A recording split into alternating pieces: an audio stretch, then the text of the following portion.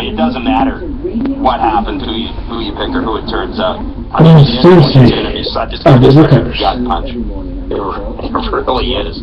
I was thinking about this the other day, and a Twitter exchange with Mike Harrington. We were DMing each other for the Buffalo News because I'd thrown out in my column about how, if the Leafs end up getting Connor McDavid, that the conspiracy theorists are going to be out there. Actually,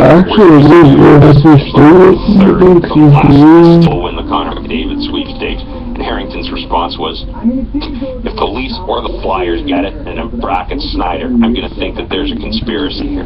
I don't even look. I would rather have. I'd rather have Strome, but you look at people.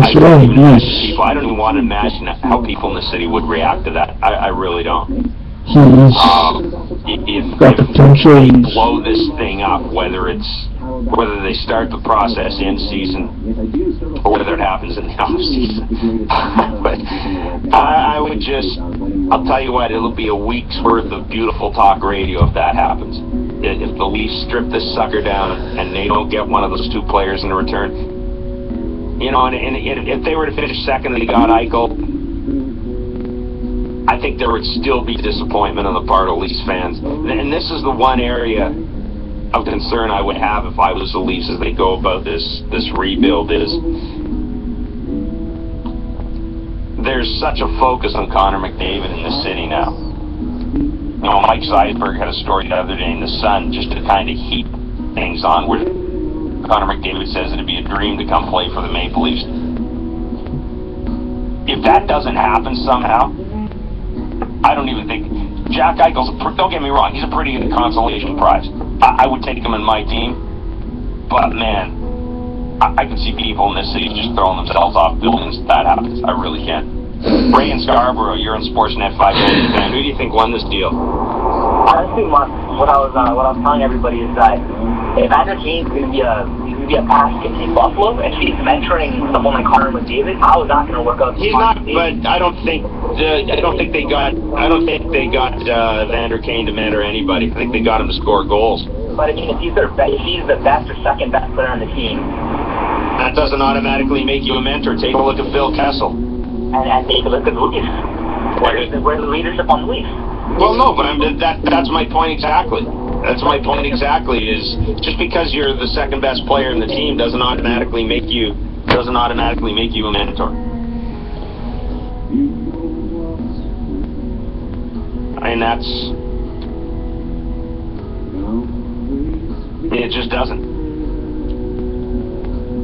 And the whole thing with Evander Kane's attitude really doesn't bother me because if it sucks in Buffalo, they'll turn him around and flip him for something else.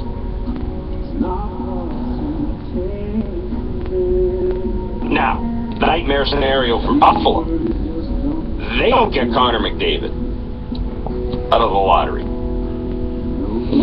And they have an unhappy Evander Kane. That's a nightmare scenario. The one thing I will say about Kevin Cheveldayoff in this deal is he probably brought himself a greater comfort zone than Tim Murray did.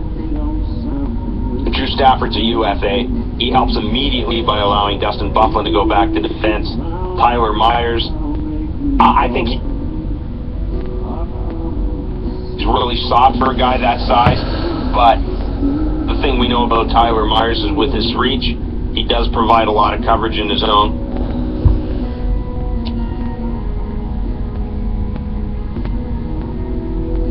So, I will say that Kevin Cheveldayoff probably, I will say that he probably got himself more of a comfort zone in this deal than Tim Murray did. And by the way, as people are pointing out on Twitter, I should mention, by the way, only the last two teams have a shot at Eichel.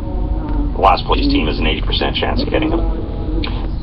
416-870-0590, star 590, 1-888-666-0590. It's got the Buffalo point of view. Dan Dunleavy, friend of the show, formerly of the station. This is a TV and radio play-by-play voice for the Buffalo Sabres. Every time we talk to him, he always seems to be going through the border.